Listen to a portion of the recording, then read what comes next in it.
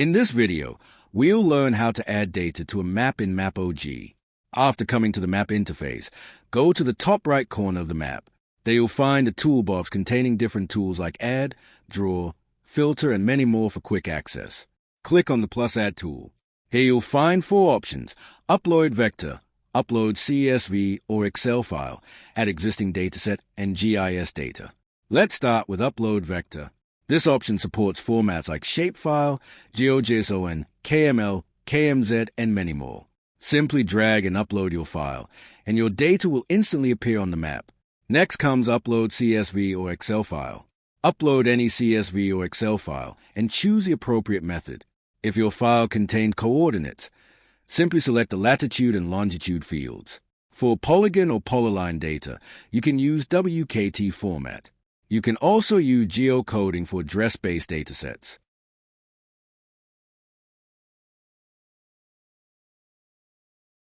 The third option is Add Existing Dataset. This allows you to quickly add datasets that are already available in your account.